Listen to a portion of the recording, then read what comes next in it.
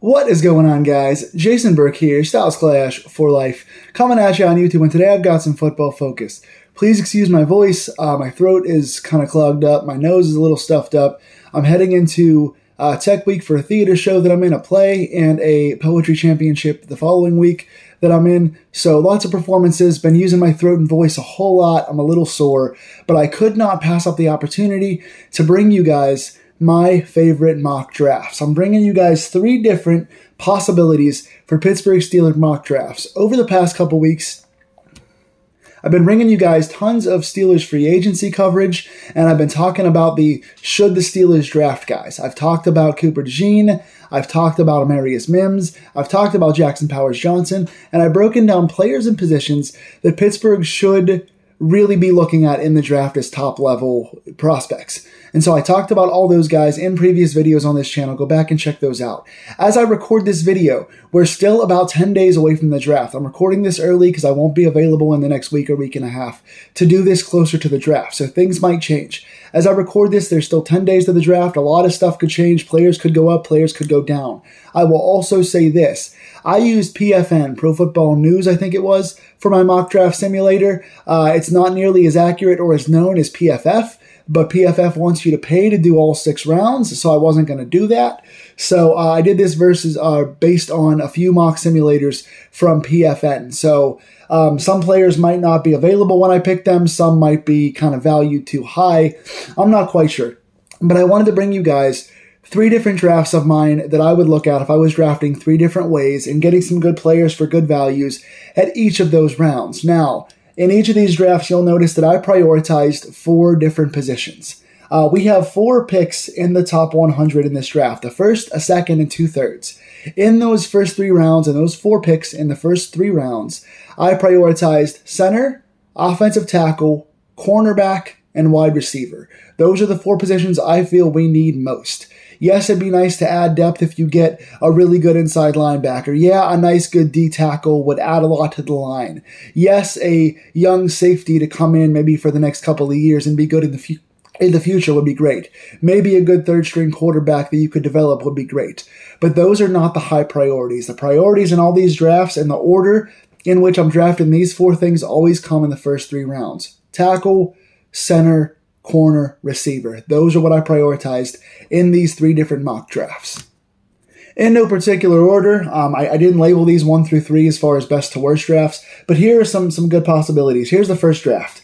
Round 1, pick number 20. In this first mock, I took J.C. Latham. He is my favorite offensive tackle in this draft out of Alabama. I like this guy a lot. Yes, if I was going first-round tackle, Mims and Fuaga would both be in contention, but if Latham is there at 20, out of all the tackles, he's the tackle I'm going with first. If I want a first-round tackle and Latham is there, J.C. Latham is the guy I'm going with. The most well-rounded, most pro-ready system, best overall prospect for me, available at 20 at tackle, in my opinion. Round 2, pick 51, I'm going Zach Frazier, because no matter what happens, I think you got to get a center in the first 2 picks. Some of the centers have been dropping down a little bit, possibly giving us a chance to get one of the top 3 centers in round 2, but you got to get one of those top 3 centers. Here, I don't think JPJ or even Graham Barton will be available at 51, so I'm taking Zach Frazier. If Barton or JPJ is there in round 2, I'm taking one of those 2 guys. If not, I think Zach Frazier has the potential to be the 2nd best overall center in this draft, and with his health, he's got some really big upside. Good, strong guy, Steeler fit, West Virginia. I like Zach Frazier a lot. Now I've taken Latham and Frazier. My first pick in round 3, pick number 84, goes to Mike Sanderstill, the Michigan corner. I like Sanderstill a lot. I think he can play inside, can play outside. He reminds me a lot of Mike Hilton. He's strong enough to play outside, but he's more of an inside corner. He's a very good blitzing corner, hard hitter for a guy that's a little bit undersized, but still got a solid frame. His ball skills, his coverage, his ability to bat balls, to get up in the air, to locate the ball in the air. Sanderstill is one of my favorite corners in the entire draft. And I think getting him in round 3 is a steal. This guy, for me, could be like an early to mid round 2 grade for me. So getting him in round 3 and being able to get that new slot ace like Mike Hilton was, or even Cam Sutton was when he was here, I think Mike Sanderstill can do the coverage of Sutton and the blitzing ability of Mike Hilton. Him in round 3 is a steal. So now you know by the process that the second pick of round 3, pick number 98 overall, I've got to go wide receiver. That's the big thing left. And looking at who was available left on PFN here, I was looking at Javon Baker or Brendan Rice. Now, I've seen Brendan Rice out of USC go in the 6th round. I've seen him go later. If we can get him there as a second receiver in this draft to get a 6th round flyer on, that's even more worth it. But a guy like Javon Baker here would be good. I've seen Malachi Corley go here as well. I'm not as big on Corley just because of the small school situation. Comparatively, I think he's Western Kentucky, right? I'm a little tired, so I could be off. But I like guys like that at this level. Javon Baker's got the speed that I like. There's a couple other guys that are good deep ball guys that I think could be solid picks for us here.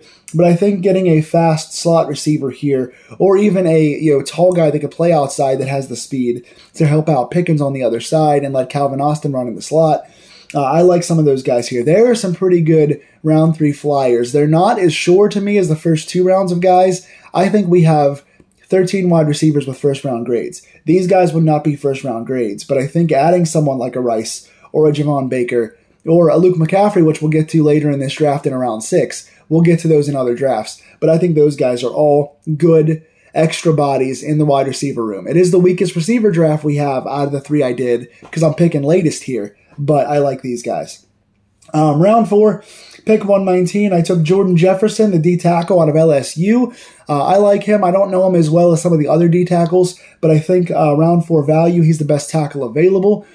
Big guy, big school, high motor for a guy that size. I think adding one more piece to the D line to go along with being able to bump Keanu Benton to the outside and kind of see what Loudermilk and Leal have and push those guys. I think that's a pretty good situation there. Round 6, pick number 128. I took Curtis Jacobs here, inside linebacker from Penn State. Again, I've seen a lot of inside linebackers go this late in the 6th round. If we could grab someone like an Eichenberg from Ohio State, or someone like a Cedric Gray, who I like a lot from North Carolina, or even a Jalen Ford, who I like a bit from Texas, if we could grab one of those guys, I like those guys even more than Jacobs here. But I think getting an athletic inside linebacker who makes a lot of tackles can really shore up the inside linebacker room. We have Queen and Roberts now starting. Holcomb is a very good 3rd guy if he's healthy, but he's still got injuries. I think having a 4th guy in here that's athletic and can push Mark Robinson and kind of fight him for that 4 spot and be the future backer, I think is a really good idea. And finally, 6th round, pick 1, number 95. I took Miles Cole, the edge rusher out of Texas Tech. Edge depth is never a bad thing here if we don't get our 4th guy back. Obviously, we have Watt and Highsmith starting. We have and Herbig as our 3rd guy right now. 4th guy still up in the air with the free agency. But I think Miles Cole, pretty fast guy, strong off the edge. I think he adds a lot to us as a depth pick here. So that's my first overall mock draft. Go ahead and rate that one in the comments down below, A through F, or 1 through 10, whatever you like, whatever score system you want to use. My second draft, I went with center first because I prioritize center more than any other position in this draft personally, and I went with my favorite player in this draft that I would draft if I had my dream draft, and that is Jackson Powers Johnson out of Oregon. I think he's the best center. I know he's gone backwards a little bit with Graham Barton's rise. I know that he has some concussion or injury history issues that are being called into play now. I still think he is the best Steeler fit and the best overall center in this draft. I would draft Jackson Powers Johnson if he's there at 20 over anybody else in this draft, most likely. So I'm taking him first. Second, I'm looking at offensive tackle this time because I think that is the number 2 most important position. And I got Patrick Paul from Houston. I think of all of the kind of second round guys, he's probably the best. People like Blake Fisher, I think he's more of a 3rd round, late 3rd, early 4th round guy. I like him, but his upside's a little lower. Roger Rosengarten I like, but not as much here. This was between, for me, Patrick Paul out of Houston or Kieran Amadeji. I think he's TCU, isn't he? I think he's TCU. Amadeji and Patrick Paul I like. I like Paul just a little bit more, so I took him here at 51. 84, I'm taking people's favorite. People love this 3rd round receiver. I'm not as big on him, quite as big as you guys are, but I do like him. That's Ricky Pearsall from Florida. Pretty good route runner, can get himself open, which I like. He's physical for a guy that size. He's a very good ball tracker. The dude makes acrobatic catches. He's a good one-handed catcher. He gets separation better than a lot of the mid-round receivers in this draft, and he is one of the best combat catchers as far as being acrobatic and being kinesthetic in the air with his body. So while Pearsall is not the most physically imposing and he's not like amazing at anything, he's not the biggest, not the fastest, not the best hands, he's good at everything. So Pearsall would be a nice number 2 in there that could play slot or outside at this point. So I like Pearsall. Number 3, round 3, pick number 98. I'm taking a corner, obviously, as you know now by what I'm going for. And I'm looking at those mid-round corners that I like a lot in this draft. Corner might be the deepest position in this entire draft for us of all of our needs. And pick number 98, I'm going with either Cam Hart or Jarrian Jones here. There's about 4 or 5 guys. Renardo Green I like here, Cam Hart, Jarrian Jones, and there's a couple other ones too. There's a couple other guys that I like here as well. But I like Cam Hart, I think, just a little better than Jarrian Jones. Obviously, if we could steal Mike Sanders still here, I'd be even happier. But I think Jarrian Jones is one of the best slot corners in this draft as far as coverage goes and speed goes. And I think Cam Hart is one of the most physically imposing, and just like sticks to his receiver well. So I love both those guys.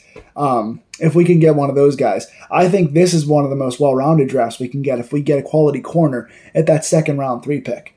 Then round 4, pick 119, I took Tommy Eichenberg. Again, I've seen him go anywhere from, I saw him early on in the hype going in the 2nd round, and then I saw him going in the 6th round, and now in this draft, he's going around the 4th. So again, Eichenberg to me is one of the best tacklers and one of the best downhill guys in the draft. Not a great cover guy, not like special speed, but decent enough. He's a good zone coverage guy, not a great man coverage guy, but he can do some things in coverage. He can bat some balls, and he is a really good a really good tackler, good rusher. I like Eichenberg here, but again, there's a bunch of other guys that I like at this spot too, and even lower. Again, if we can steal a 6th rounder, I'll be even happier. I'm talking Maurice Luafau. I'm talking Cedric Ray especially. And obviously, one of the guys that I haven't mentioned, Jeremiah Trotter, is probably my favorite linebacker in this draft. Not the best one. He's probably the 3rd or 4th best linebacker, but I think my personal favorite. Just the motor, the bloodlines, the tackling along with the coverage. I really, really like Jeremiah Trotter Jr., and he's a guy I'd be looking at in this draft. Somewhere probably in round 3 if we could get him. Round 6, pick number 128, underrated spot here, Christian Boyd, the D-tackle out of NIU, Northern Iowa. Northern Iowa or Northern Illinois? I wrote NIU. I'm not sure. I'm tired. Christian Boyd I like a lot. He's one of the better undervalued 6th-round D-tackles. Again, there's a lot of good mid-round D-tackles in this draft that could suit us. A lot of solid guys in this draft here. And then round 6, pick number 195, I took Sione Vaki, the safety out of Utah. Dude's a hitter. Dude's willing to throw his body around. He'd be a good kind of 4th/5th safety to go in that room, considering a couple of our guys are getting long in the tooth. They're getting older. Their contracts are coming due. So you want a future safety that can play special teams for you. And I think Vaki can do that. And then finally, my 3rd mock draft, possibly favorite as far as players and value. I think I haven't labeled a favorite draft yet, but I really like this one overall. This one is a little bit less desirable in some aspects, but better in other aspects, right? So round 1, pick 20, I'm taking a personal favorite player of mine, and that is Cooper DeJean, the corner out of Iowa.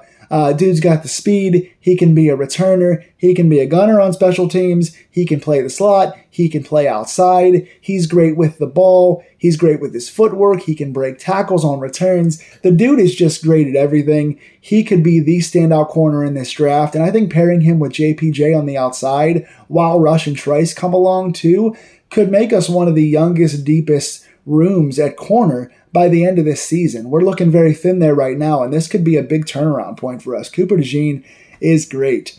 Round 2, I would like to take a receiver here. Again, just flipping things on its head. I've already taken the 1st and 2nd round tackles and centers, so I did this a little more like a fun draft. And I took Xavier Legette from South Carolina. He's one of the better 2nd round receivers in my opinion. Dude's just big and physical, really good deep ball guy, can break a lot of tackles. I just like him alongside George Pickens. He's got kind of a nice blend of Pickens and Austin. So when you put him in there, you got Pickens and Leggett on the outside, Austin on the inside. You've got a trio of just young guys who do some different things. I like that a lot. My dream, I guess, number 2 wide receiver out of this class. I like Worthy from Texas a lot, but he is small and very much reminds me of Calvin Austin, and we already have one of those, and we've also brought in Quez Watkins, so we don't necessarily need kind of the slightly undersized speed guy.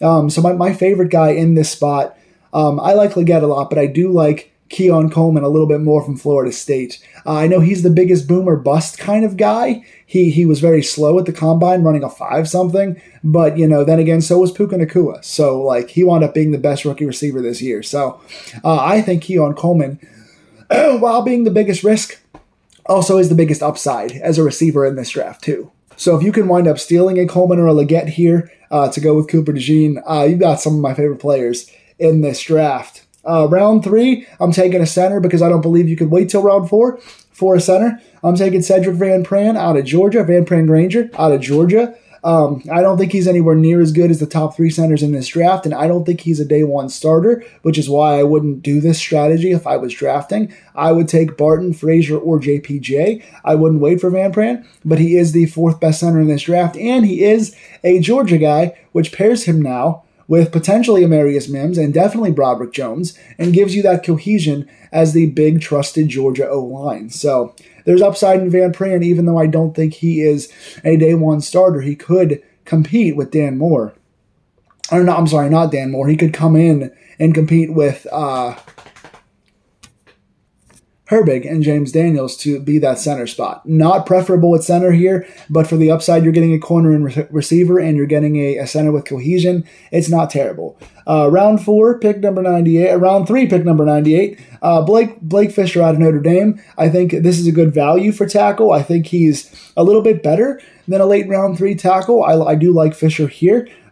Just big physical guy. Notre Dame is just always a pretty solid blocking school. I like him there. Round 4, taking a corner. That is, I'm doubling up in this draft. This is kind of like my bring extra players into our thin spots. Yeah, both wide receiver and corner. We really only have, a few guys that could be in there right now as starters, right? You have Calvin Austin. You have George Pickens as your only receiving starter that you trust right now, and you have JPJ as your only corner. I'm doubling up here at corner. Round 4, pick 119, bringing in Kyrie Jackson, the corner out of Oregon. There are quite a bit of solid picks in this area for secondary guys. There's the safety out of Georgia. There's Kyrie Jackson. Again, there's guys like Renardo Green that could fall here. You could bring in a litany of corners to back up your room. But I think adding DeJean and someone like Kyrie Jackson, who is valued well at this pick, you're getting a steal here, and you're getting 2 young guys who do different things to add to an already young corner room. So I like that. Round 6, pick 128. My favorite 6th round receiving possibility alongside Brendan Rice is Luke McCaffrey out of Rice. No pun intended. Luke McCaffrey is not somebody I would go before the 6th round. I wouldn't reach for him, but he does have the bloodline. Christian McCaffrey's his brother, I believe. Ed McCaffrey's his dad, the classic Broncos wide receiver. He's got kind of a slightly bigger sized Wes Welker, kind of that slot dude, right? That little shifty white slot dude who has sure hands, who can catch in the middle of the field, who has underrated speed. Another guy that doesn't jump off the page at you at anything, but again, decent height, decent speed, good hands, catches in traffic, runs his routes, good in the middle of the field, shifty guy. He's a really good bloodline guy who works hard and can make good catches. Rice is not the most impressive school, but he is a pretty impressive player. So doubling up at wide receiver there with Leggett and McCaffrey, I like that value there. And then round 6, pick 195. First quarterback taken here, right, for me? Joe Milton, quarterback out of Tennessee. I'm not a gigantic Milton fan, but if you could get, at this point in the 6th round, you're just taking flyers, right? You're grabbing best player availables who could be good depth for now, and you could build into the future as guys leave and contracts get renewed and stuff like that. We have 3 quarterbacks in the room right now. One is an old veteran who shouldn't be more than a 3rd quarterback, and 2 of these guys are, starters who have contracts coming up, who you got to figure out who your starter is. I don't see both Russell Wilson and Justin Fields being our quarterbacks beyond next year for multiple years. We're not going to super extend both those guys unless Russell Wilson is going to stay at veteran minimum, and I don't think he is if he plays well. So I don't see us extending both those quarterbacks. So getting a young guy like Joe Milton who can pass and run, was in a pretty good system, has got a pretty strong arm, can run on the move, can throw on the move, has decent vision. I don't love the guy, but again, solid quarterback for a guy in this range, and has a lot of good intangibles that you could plug into your system as a camp quarterback to battle our third stringer. I like that here. So those are my 3 drafts. What do you guys think of those drafts? How would you prioritize those positions? What do you think of the players I named? And which one of the 3 do you think is best out of those 3 drafts and most likely to happen out of those drafts? Also, give me your different scenarios and possibilities and players to look out for in your drafts. Please talk to me in the comments about these drafts. Tell me if you like this stuff. Please like, share, and subscribe if you like these draft videos and draft deep dives, and I will continue bringing these to you. By the time you see this video, we'll be a week out from the draft, and I'll be in a play on stage, so I can't see it live, but I will be bringing you guys all 3 days of draft reviews, probably a couple days late, but I'll bring you guys all the picks, all their stats, all the reviews coming as soon as Pittsburgh picks them, as soon as I can. Take care, guys. I will see you soon. Go Steelers.